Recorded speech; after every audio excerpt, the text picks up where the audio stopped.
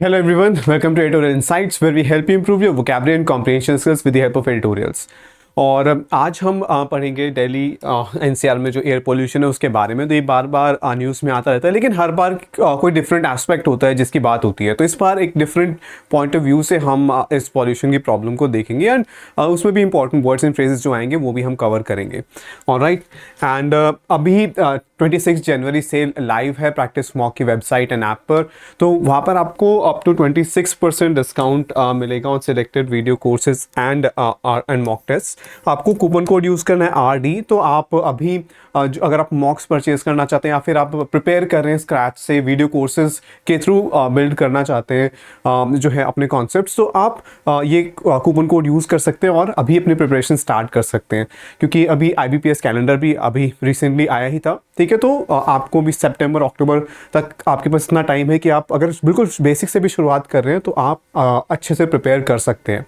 Alright, तो and अब इस वीक जो है NICL AO का मॉक लाइव था। तो जैसा आपको पता है हर वीक हम एक लाइव मॉक देते हैं एवरी ट्यूसडे 5 PM, और आप वेंसडे 10 PM तक अटेम्प्ट कर सकते हैं।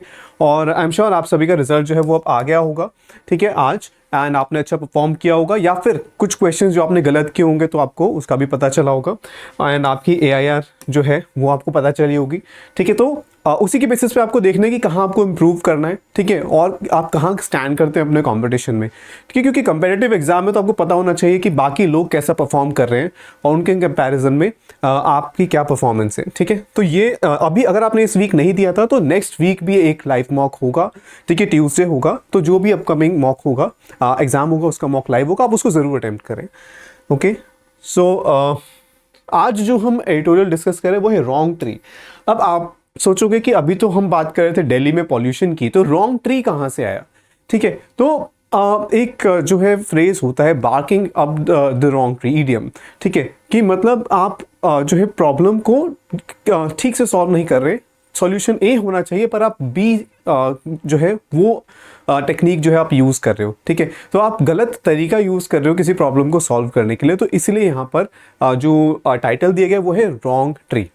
तो जैसा आप जानते हो आपको पूरा पैसेज रीड करना है, ठीक है, सेशन को पॉज करके पैसेज के एंड में एक वोकैब बेस्ड क्वेश्चन है वो अटेम्प्ट करना है, फिर हम डिस्कस करते हैं।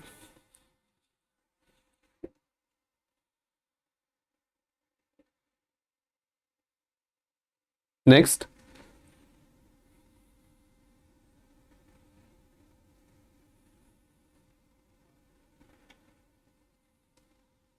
Next,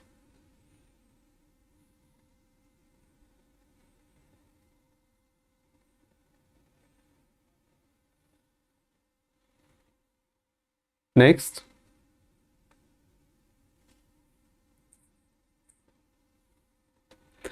right, so I am sure आपने ये द स्टेट्समैन का ये एडिटोरियल आपने रीड कर लिया है।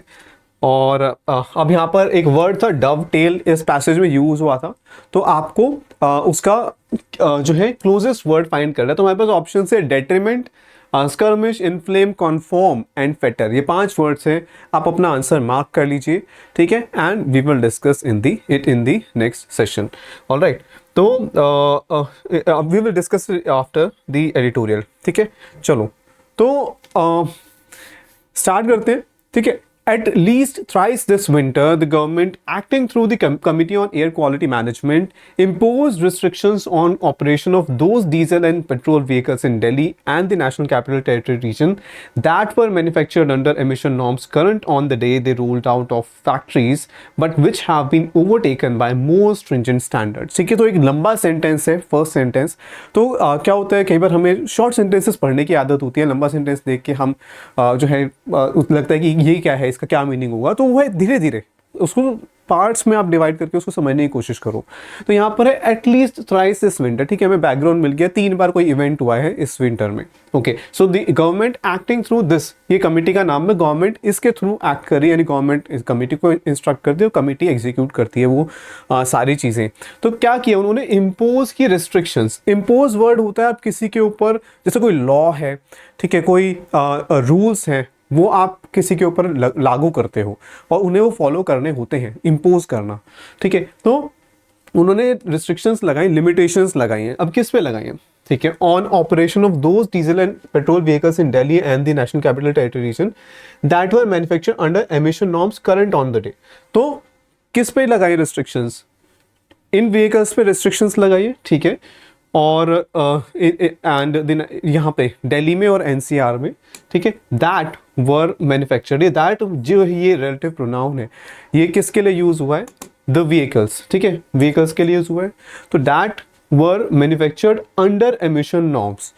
तो अब ये कौन से रूल्स के अंडर जो है ये व्हीकल्स बने थे? तो नॉर्म्स होते हैं रूल्स एंड रेगुलेशंस। तो पॉल्यूशन के भी नॉर्म्स होते हैं, टाइम के साथ साथ नए नॉर्म्स आते जाते हैं, अपग्रेड होते रहते हैं रूल्स। तो जिस टाइम पे वो व्हीकल्स बने थे उस टाइम के रूल्स को वो फॉलो करते थे, ठीक है। तो which manufacture under emission norms current on the day they rolled out of factories, मतलब उस टाइम पे जो रूल्स थे, ठीक है, उस रूल्स को वो फॉलो कर रहे थे, उससे कंप्लायंट थे जिस टाइम वो फैक्ट्री से बाहर आए, यानी उन्हें मैन्युफैक्चर किया गया था। But which have been overtaken by more stringent standards. अब यह विच किसके लिए यूज हुआ है ये आप बता सकते हो, ठीक है। एक बार सेंटेंस देखो, ये विच रिलेटिव प्रोनाउन किसके लिए यूज हुआ है,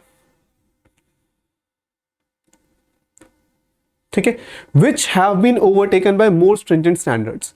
तो अब यहां पर ये नॉर्म्स की बात हो रही है, ठीक है, out of this, but which have been overtaken by more stringent standards. तो ये जो नॉर्म्स थे, रूल्स थे, अब ये इन्हें ओवरटेक कर लिया है नए स्टैंडर्ड्स ने, पुराने रूल्स को नए स्टैंडर्ड्स, नए रूल्स ने रिप्लेस कर दिया है, ठीक है। तो ये विच जो है नॉर्म्स के लिए यूज हुआ है, which have been overtaken. Overtake करना होता है किसी को पीछे छोड़ देते हो, आप आगे निकल जाते हो, ठीक है। तो पुराने रूल्स को रिप्लेस कर दिया नए रूल्स ने, ज़्यादा स्ट्रिंजेंट स्टैंडर्ड्स थे। स्ट्रिंजेंट का मतलब होता है बहुत सख्त, बहुत स्ट्रिक्ट। तो स्ट्रिंजेंट रूल्स, जो नए रूल्स आए हैं जिन्होंने पुराने वाले रूल्स को रिप्लेस किया, वो ज़्यादा स्ट्रिक्ट हैं, ठीक है। The bans were blanket and to an extent presumptive. तो जो बैन्स थे कैसे थे, ये अब यहाँ पर हमने व्हीकल बैन्स की बात की है। तो अब ऑथर ने पहले तो बस ये बताया 3 बार ऐसा हुआ कि इन पर बैन लगाए गए और इन व्हीकल्स पे, और जो बैन्स थे वो कैसे थे? ब्लैंकेट बैन्स थे। ब्लैंकेट होता है जो आप सर्दियों में ब्लैंकेट हम ओढ़ते हैं, ठीक है, और ब्लैंकेट वर्ब की तरह भी यूज होता है, जहां पर उसका मतलब होता है किसी चीज को कवर कर लेना, ठीक है। So blanketed something, that means covered something. अब यहाँ पर दे वर ब्लैंकेट, इसका क्या मतलब है? तो ये एडजेक्टिव है, ठीक है, कितना वर्सेटाइल वर्ड है ब्लैंकेट। तो यहाँ देखो नाउन की तरह यूज होता है, हमें पता है, गिव मी 1 ब्लैंकेट, ठीक है। वर्ब की तरह भी यूज होता है, इट ब्लैंकेटेड समथिंग, यानी कवर्ड। और ये एडजेक्टिव की तरह भी यूज होता है, ब्लैंकेट बैंड्स, मतलब कि ऐसे बैंड जो सब कुछ कवर करते हैं, ठीक है, तो सारे व्हीकल्स को कवर करते हैं। तो ये ब्लैंकेट बैंड्स जो है वो लगाए गए थे। And to an extent presumptive, extent होता है हद तक, एक हद तक, एक्सटेंट होता है कि कितना, कहाँ तक कोई चीज़ एप्लीकेबल है, ठीक है, रेंज। तो टू एन एक्सटेंट यानी काफ़ी हद तक वो प्रिजम्पटिव है। प्रिजम्पटिव होता है कोई चीज़ आप सच मान लेते हो, किसी बेसिस पे आप सच मान लेते हो, ठीक है। तो ये जो बैंस थे प्रिजम्पटिव थे, इन दैट क्यों थे? they were based on the assumption that cars of a certain vintage were polluters। तो ये बैंस किस चीज़ पर बेस्ड थे कि एक टाइम के बाद सारी कार्स पॉल्यूटिंग हो जाती हैं, एक एज के बाद सब कार्स पॉल्यूटिंग होती है। तो इस चीज़ पर बेस्ड, इस एजम्पशन पे जो है ये बैंस बेस्ड थे। अच्छा, अब यहाँ पर विंटेज वर्ड आ रहा है, तो आपने विंटेज कार्स के बारे में सुना होगा, vintage bikes, vintage ship, vintage airplane. इसका मतलब होता है जो पुराने टाइम के हैं, जब वो एडजेक्टिव की तरह यूज होता है, ठीक है। ऑफ अ सर्टेन विंटेज, ये यहाँ पर नाउन है, ठीक है। और यहाँ पर मीनिंग होगा कि किसी पर्टिकुलर ईयर या किसी जगह पर बने हुए। तो vintage of a certain vintage मतलब ऑफ अ सर्टेन ईयर, और उसकी बात हो रही है। तो एक पर्टिकुलर ईयर से पहले बने व्हीकल्स पॉल्यूटिंग है, ये इस एजम्पशन पे बेस्ड है, while newer ones were not. तो ओके, और एजम्पशन में का दूसरा हिस्सा क्या है कि पुराने व्हीकल्स पॉल्यूटिंग है, नए वाले पॉल्यूटिंग नहीं है। ओके, इन एक्चुअल टर्म्स अब ऑथर ने हमें बताया क्या बैन है, ये बताया कि किस चीज़ पर बेस्ड है, क्या एजम्पशन है उसकी, और अब यहाँ पर बता रहे कि रियलिटी क्या है ऑथर के according. In actual terms the assumption was that petrol vehicles manufactured up to 6 years ago and diesel vehicles that rolled out of factories up to 3 years ago made the cut. यानी कि 6 साल पुराने petrol vehicles ठीक है, या 3 साल पुराने diesel vehicles ठीक है, ठीक है, उससे पुराने वाले ठीक नहीं है। अब यहाँ पर मेक द कट का मतलब क्या होता है? कट ऑफ से आप सभी फेमिलियर हैं, यानी एक पर्टिकुलर मार्क, एक लेवल होता है जिसको क्रॉस करने पर आप क्वालिफाई कर जाते हो। तो मेक द कट का मतलब है कट ऑफ में आप क्वालिफाई हो गए, यानी एक डिजायर्ड लेवल आपने अचीव कर लिया। तो मेक द कट मतलब क्वालिफाई कर लिया, एक डिजायर्ड लेवल अचीव कर लिया। तो ये जो व्हीकल्स थे इन्हें रोड्स पर चलने दिया गया, अप्लाई करने दिया गया, लेकिन उससे पुराने व्हीकल्स को नहीं। ओके, तो ये assumption की हमने बात की। Add to this the ban on diesel vehicles that are more than 10 years old and petrol vehicles that are more than 15 years old in Delhi, and the conclusion is inescapable that the polluting capacity of a vehicle is, as a matter of state policy, being arbitrarily determined by the age of vehicles and not by measurement of their emissions। तो अब यहाँ पर अब आप देखो कि author क्या कह रहे हैं। एक तो बैन 3 बार बैन किए गए व्हीकल्स हमने देखा, 6 साल पुराने पेट्रोल व्हीकल्स एंड 3 साल से ज़्यादा पुराने डीजल व्हीकल्स। लेकिन उसके अलावा बैन है किस पे? 10 साल से ज़्यादा पुराने डीजल व्हीकल्स पे बैन है, 15 साल से ज़्यादा पुराने पेट्रोल व्हीकल्स पर बैन है दिल्ली में। ठीक है, तो इससे क्या कंक्लूजन निकाल रहे हैं ऑथर कि कंक्लूजन इज इनएस्केपेबल, मतलब ये इनएस्केपेबल होते हैं जिससे आप बच नहीं सकते, यानी कि जो होगा ही। तो इससे यही कंक्लूजन निकल रही है ऑथर के अकॉर्डिंग कि पॉल्यूशन कैपेसिटी जो है व्हीकल की उसके एज पे डिपेंड करती है। और ये स्टेट की पॉलिसी है, गवर्नमेंट की पॉलिसी है, गवर्नमेंट इसी में मानती है कि एज की जो पुराने व्हीकल्स होते हैं वो ज़्यादा पॉल्यूटिंग होते हैं। अब यहाँ पर एक वर्ड यूज़ किया है कि किस तरीके से ये पॉलिसी बनाई गई है, आर्बिट्ररीली। आर्बिट्ररी होता है रैंडमली आप कोई चीज़ करते हो आर्बिट्ररीली, तो रैंडमली डिटरमाइंड, कोई इसके पीछे ऑथर को लगता है कि लॉजिक नहीं है। ठीक है, ये आर्बिट्ररी है, ये रैंडम है। Okay, so and not by measurement of their emissions, क्योंकि यहाँ पर उन कार्स के एमिशंस को नहीं चेक किया जा रहा, सिर्फ उनकी एज के बेसिस पे उन्हें बैन किया जा रहा है। It does not require an automobile expert to point out that these presumptive norms are absurd. और ऑथर ये कह रहे हैं कि किसी ऑटोमोबाइल एक्सपर्ट की जरूरत नहीं है बताने के लिए कि ये रूल्स जो है एब्सर्ड है, इलॉजिकल है, स्ट्रेंज है, क्योंकि ऑथर को लगता है लॉजिक के ऊपर बेस्ड नहीं है। तो a poorly maintained 2-year-old car can and does pollute considerably more than a well-maintained 7-year-old car does। तो ऑथर का आर्ग्यूमेंट ये है कि वो उसके मेंटेनेंस पे भी डिपेंड करता है। अगर आप अच्छे से मेंटेन करोगे तो वो कम पॉल्यूट करेगी, और अगर भले ही नई कार हो पर आप अच्छे से मेंटेन नहीं करोगे तो वो ज़्यादा पॉल्यूट करेगी। And the only way to determine this is to submit both vehicles to pollution check. और ये भी पता कैसे चलेगा क्या कौन सा व्हीकल ज़्यादा पॉल्यूटिंग है, कि उनको उनके पॉल्यूशन चेक किया जाए। सबमिट देम मतलब कि उनके पॉल्यूशन चेक करवाया जाए। ठीक है, but the authorities have plugged into the software option. Plug into मतलब कि उन्होंने चूज किया है।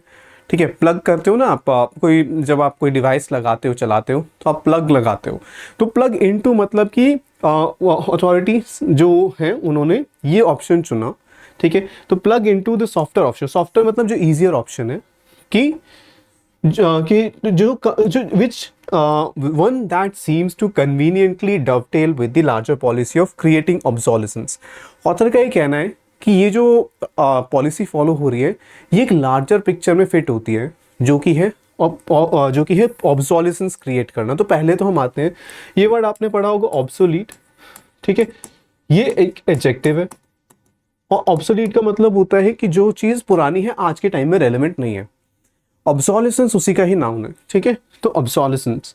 तो अब कोई क्या होता है कि अगर आप देखो कि एक फ़ोन की अगर हम बात करें, ठीक है, तो अगर 2 साल में ही वो फ़ोन यूजलेस हो जाए, कि जो है वो रेलेवेंट ना रहे आज के टाइम के हिसाब से, चाहे हम उसके प्रोसेसिंग पावर की बात करें, रैम की बात करें, कोई भी एस्पेक्ट्स हैं, तो हम कहेंगे वो ऑब्सोलीट हो गया है। तो गवर्नमेंट ये कह रही है कि व्हीकल्स को ऑब्सोलीट किया जा रहा है, कि भले ही वो व्हीकल इतना पॉल्यूटिंग ना हो पर एक सर्टेन एज के बाद उसे जंक कर दिया जाएगा या उसे बैन कर दिया जाएगा, तो नए व्हीकल खरीदने पड़ेंगे। ठीक है, तो ये ऑथर ये यहाँ पर ये कह रहे हैं।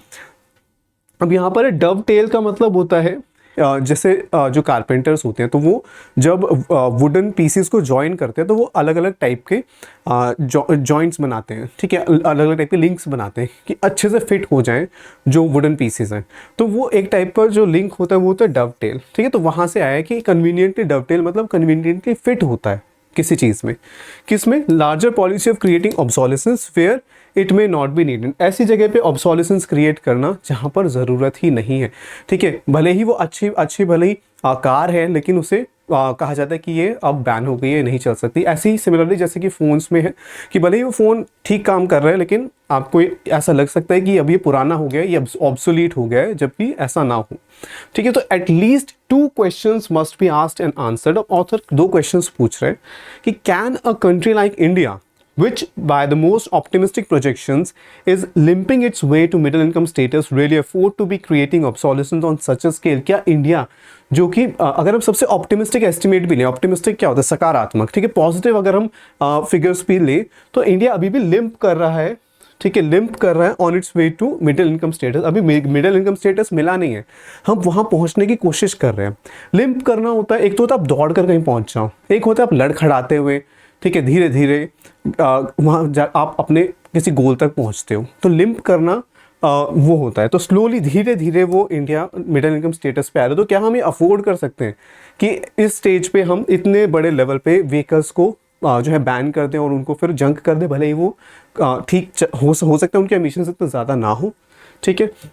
दूसरा क्वेश्चन ऑथर क्या पूछता है, by having different yardsticks for measuring the lifes of vehicles, diesel vehicles of up to 15 years of age can operate freely in other states, is the government not resorting to double standards wherein the health of those in से Patna is deemed less important than that of people in Delhi. अब यहाँ पर है दूसरा question है कि अगर different yardstick है, यार्डस्टिक होता है एक मेजरमेंट के लिए एक स्टैंडर्ड कि आप उससे नापते हो, कोई भी आपको लेंथ नापनी है, ठीक है, मेजर करनी है, आप एक यार्डस्टिक यूज़ करते हो।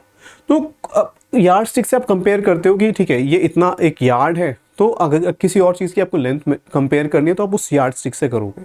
तो यानी कि स्टैंडर्ड्स हम कह सकते हैं, डिफरेंट स्टैंडर्ड्स। तो जो ऑथर है वो क्वेश्चन कर रहा है कि अलग अलग जगह पे अलग अलग स्टैंडर्ड्स क्यों हैं, क्योंकि दिल्ली में 10 ईयर्स से पुराने डीजल व्हीकल्स एंड 15 ईयर्स से पुराने पेट्रोल व्हीकल्स बैंड हैं, लेकिन वो बाकी स्टेट्स में फ्रीली ऑपरेट कर सकते हैं।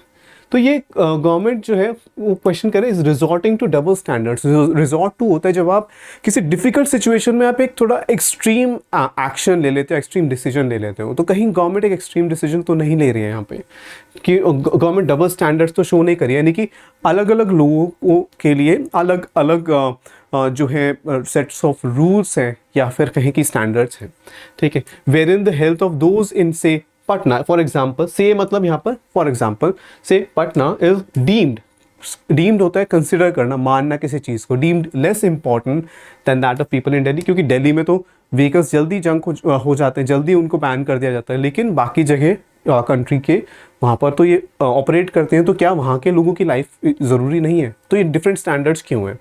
Mind you the air quality in Patna is often times more alarming than in national capital. तो पटना में यहाँ पर एक और फैक्ट दिया है कि बहुत बार ऐसा होता है कि पटना में दिल्ली से ज़्यादा होता है पॉल्यूशन, बट फिर भी वहाँ पर ये रूल्स नहीं है। All of this lends itself to the suspicion entirely reasonable in the circumstances that state policy is being led by nose by the powerful automobile manufacturers lobby, which stands to gain the most if the vehicles are forcibly replaced before they have reached the end of their productive lives।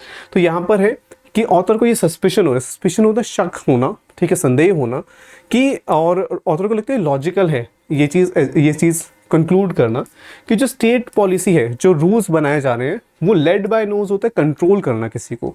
तो कौन control कर रहा है? Powerful automobile manufacturers, जो car manufacturing companies हैं, वो control कर रहे हैं। और उनको सबसे ज़्यादा फ़ायदा होगा अगर व्हीकल्स जो हैं वो जल्दी रिप्लेस कर दिए जाते हैं, जबकि उनकी अभी भी प्रोडक्टिव लाइफ बची हो पर उन्हें जंक कर दिया जाता है, रिप्लेस कर दिया जाता है। तो सबसे ज़्यादा कार में कंपनीज को फ़ायदा होगा। A better option would be to mandate more pollution checks. Mandate होता है नाउन की तरह भी यूज़ होता है, मैंडेट और वर्ब की तरह भी यूज़ होता है। तो यहाँ पर आप देखो वुड बी टू मैंडेट, तो two plus first form verb है यहाँ पर ये, और मैंडेट करना होता है मैंडेटरी बनाना, यानी कंपल्सरी कर देना कोई चीज़ को या ऑर्डर देना किसी चीज़ के लिए। तो to order more pollution checks for as a vehicle grows older. तो यहाँ पर ऑथर ने अपना सजेशन भी दिया है, ठीक है। तो ऐसा नहीं है कि सिर्फ क्रिटिसिज्म ही किया है, यहाँ पर ऑथर ने सजेशन भी दिया है क्या कि ज़्यादा पॉल्यूशन चेक होने चाहिए, जैसे जैसे व्हीकल की एज बढ़ती जाती है उतने ज़्यादा पॉल्यूशन चेक्स होने चाहिए। While a 1-year-old car could be subjected to an annual check, a 10-year-old car could be checked every 2 months. तो वही उसी का ही एक एग्जांपल दिया ऑथर ने, ठीक है. Traffic policeman could then occupy themselves with controlling Delhi's chaotic traffic rather than check vehicle registration. तो यहाँ पर कह रहे हैं कि इससे क्या होगा, जो ट्रैफिक पुलिसमैन है, ठीक है, तो वो उनकी रिस्पॉन्सिबिलिटी ट्रैफिक को मैनेज करना भी है, लेकिन इस वजह से क्या कर रहे होते हैं, वो रजिस्ट्रेशन चेक कर रहे होते हैं देखने के लिए कि क्या ये व्हीकल जो है वो अलाउड है सड़क पर चलना. तो अगर ये पॉलिसी हम अपनाएंगे, ना कि एज के या नंबर ऑफ ईयर्स के बेसिस पे व्हीकल्स को जंक करना, तो इससे क्या होगा कि ट्रैफिक पुलिसमैन जो है वो ट्रैफिक पर ज़्यादा ध्यान दे पाएंगे, ना कि व्हीकल रजिस्ट्रेशन पर. And the resources of the state could be utilized to deploy fleets of mobile pollution checking vans. तो यहाँ पर एक और सजेशन दिया है, डिप्लॉय करना होता है किसी रिसोर्स को अप्लाई करना, ठीक है. तो आप लोग भी रिसोर्स होते हैं, तो ट्रूप्स को आप जब डिप्लॉय करते हो मतलब आपने सोल्जर्स को कहीं पर भेजा है.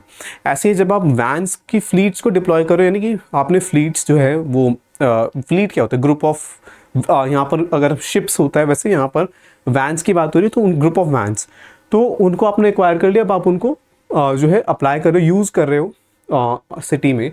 तो पॉल्यूशन चेकिंग वैन्स का आइडिया दिया है जो, और वो कह रहे हैं कि विच मे क्या होता है, जो पॉसिबिलिटी शो करता है, तो which may even actually help bring down pollution level, कि वो कि शायद इससे पॉल्यूशन लेवल कम होंगे. तो यानी इससे क्या पता चल रहा है, ऑथर को लग रहा है कि जो अभी स्टेप्स लिए जा रहे हैं उससे पॉल्यूशन कम नहीं हो रहे हैं, ठीक है. तो ये भी हमने समझ में आया, क्लियरली यही समझ में आ रहा है कि ऑथर नहीं मानता कि जो स्टेप्स लिए जा रहे हैं उससे पोल्यूशन कम हो रहा है, उनसे लगता है कि शायद इन स्टेप्स से फ़र्क पड़ेगा, ठीक है.